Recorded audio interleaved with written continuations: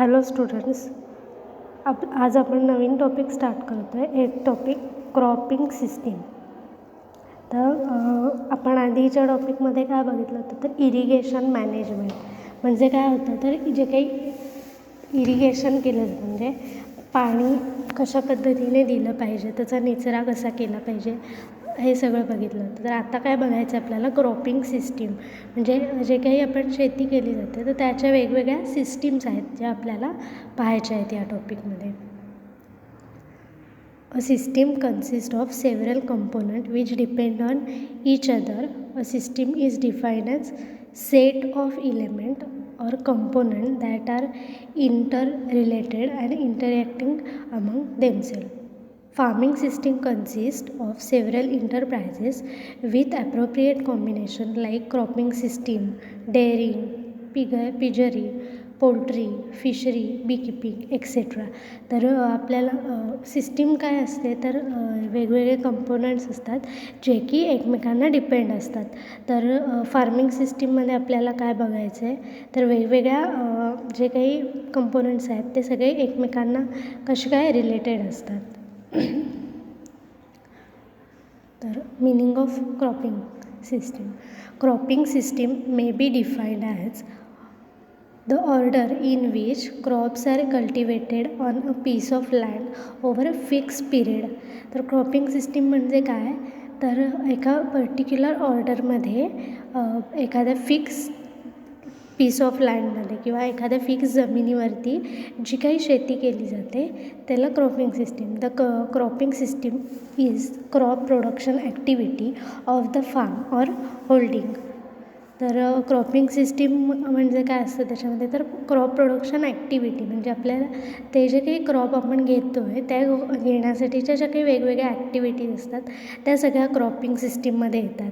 It comprises all cropping pattern adopted on the form or holding and their interaction with farm resources, other household enterprises and the physical, biological, technological and socio-economic factor or environment.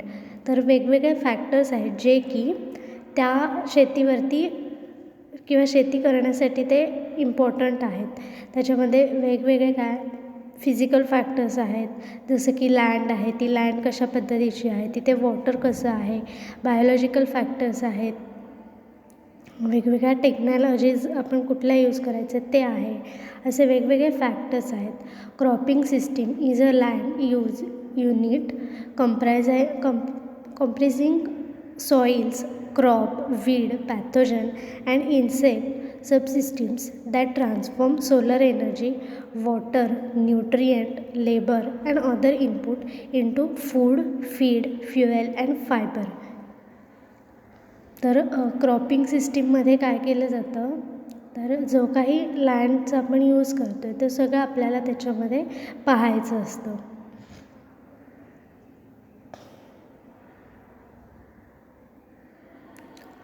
तर cropping सिस्टीमच्या वेगवेगळ्या different types आहेत. Depending on the resources and technology available, different types of cropping systems are adopted on farms. तर कोणत्या systems आहेत, monoculture आहे, multiple cropping आहे, inter cropping आहे, mix cropping, strip cropping, sequence cropping, relay cropping, multi storied cropping, catch cropping असे वेगवेगळे types आहेत. तर फर्स्ट काय आहे मोनोकल्चर. तर मोनोकल्चर नावातच त्याचं मिनिंग आहे.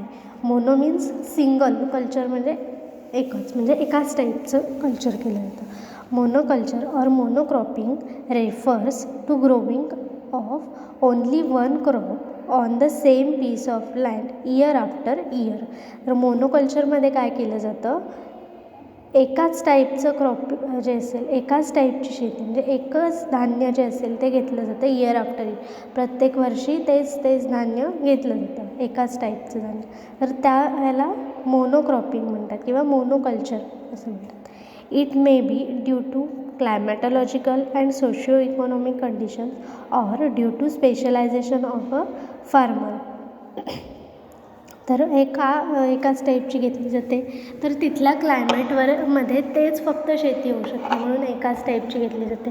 किंवा फार्मरचं ते स्पेशलायझेशन असेल, म्हणजे जसं की तिथे ते चांगल्या प्रकारे होतं आणि ते तिथे गरजेचं आहे म्हणूनसुद्धा एकाच प्रकारची घेतली जाते. Under rainfed condition crop like paddy, groundnut or cotton or sorghum are grown year after year due to limitation of rainfall.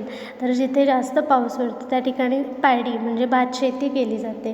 तर आपल्याकडे पण दरवर्षी कंटिन्यू भात शेती केली जाते. का तर ते फार्मर्सची गरज पण असते आणि दुसरी गोष्ट म्हणजे आपल्या इथलं जे काही क्लायमेट आहे ते भात शेतीसाठी खूप चांगलं आहे. Monoculture of bajra is practised in certain district of Rajasthan because the rainfall is uncertain and no irrigation water is available. तर राजस्थानमधल्या काही डिस्ट्रिक्ट्समध्ये हे जे बाजरा आहे त्याची शेती केली जाते सिंगल मोनोक्रॉपिंगमध्ये.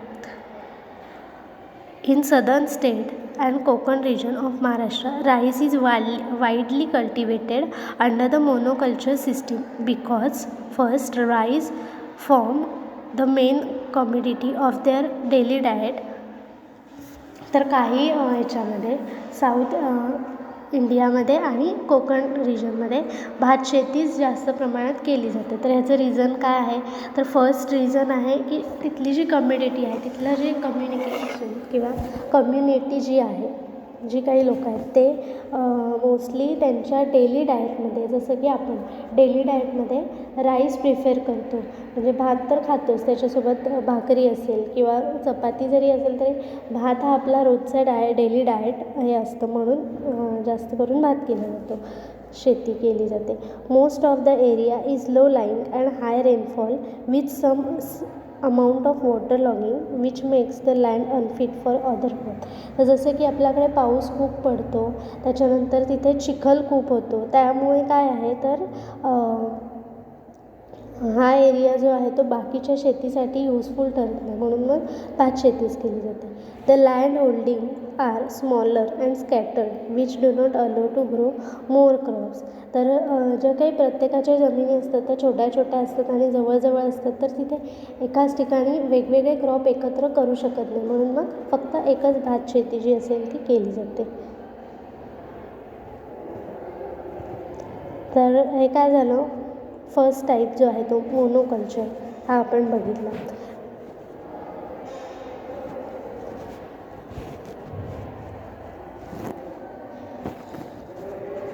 त्यानंतर दुसरा टाईप आपण बघूयात,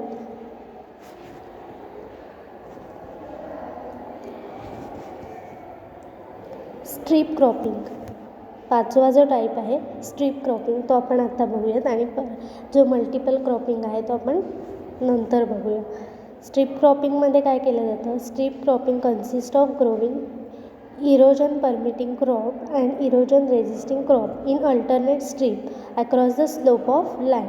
तर स्ट्रीप क्रॉपिंगमध्ये काय केलं जातात, जो काही स्लोपी लँड असते तिथे अशा स्ट्रीप्स काढल्या जातात, जेणेकरून काय होतं तर सॉईलचं जे इरोजन असतं, जमिनीची जी धूप असते, सगळी माती वाहून जाते स्लोप असल्यामुळे, पाऊस खूप पडला की. मग ते तशा पद्धतीने शेती केल्यामुळे काय होतं तर तिथे सॉईलचं इरोजन कमी होतं. In this system, the crops like jova, bajra, etc. are grown as erosion permitting crops which allow the runoff of water to flow freely within the rows. तर हे जे क्रॉप आहेत ज्वारी, बाजरी हे, तर ते काय आहेत, इरोजन रेझिस्टिंग आहेत किंवा इरोजन परमिटिंग आहेत, म्हणजे त्याच्यामुळे इरोजन होत नाही आणि त्यांच्या बाजूने इझिली जे काही पाणी असेल ते एक्स्ट्रा पाणी असेल ते वाहून जाऊ शकतं.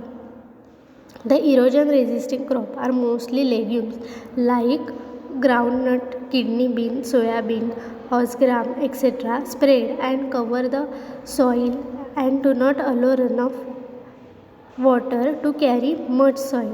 तर जे काही असे लेग्युमिनस प्लांट आहेत, म्हणजे त्या असे प्लांट की ज्यांना शेंगा आहेत, तर भुईमुगाच्या शेंगा आहेत, सोयाबीन आहे, हरभरा, असे वेगवेगळे जे काही टाईप्स आहेत, तर ते काय करतात, जी काही सॉईल आहे ती त्यांच्या रूट्सने घट्ट धरून ठेवतात, त्यामुळे काय होतं तर तिथे सॉईलचं इरोजन होत नाही.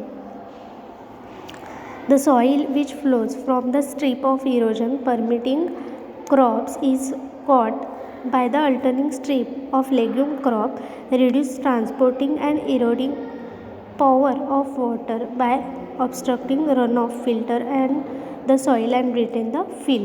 तर हे जर दोन्ही क्रॉप सॉईल इरोजन परमिटिंग आणि इरोजन रेझिस्टिंग क्रॉप दोन्ही एकत्र लावले जातात त्या टाईपला काय म्हटलं जातं, स्ट्रीप क्रॉपिंग. म्हणजे काय केलं जातं, एका स्ट्रीपला एका लाईनला काय केलं जातं, हे ज्वारी बाजरीसारखे प्लांट्स आहेत ते शेती केली जाते आणि एका लाईनमध्ये काय केलं जातं, परत सेम तसंच हे ग्राउंडनट असेल, किडनी बीन, सोयाबीन हे जे काही आहेत ते लावले जातात. म्हणजे तिथे कंटिन्यू अशा लाईन्स असतात. एका लाईनला ज्वारी बाजरी, दुसऱ्या लाईनला समजा ग्राउंडनट आहेत, तिसऱ्या लाईनला ज्वारी, परत चौथ्या लाईनला ग्राउंडनट, पाचव्या लाईनला ज्वारी, परत 6व्या लाईनला ग्राउंडनट, असे कंटिन्यू ते सगळे 1 बाय 1 अशा पद्धतीने लावले जातात. तर त्या क्रॉपिंगला काय म्हटलं जातं, स्ट्रीप क्रॉपिंग. ओके. तर बाकीचे जे काही पुढचे क्रॉपिंगच्या सिस्टीम्स आहेत त्या आपण नेक्स्ट लेक्चरला बघणार आहोत.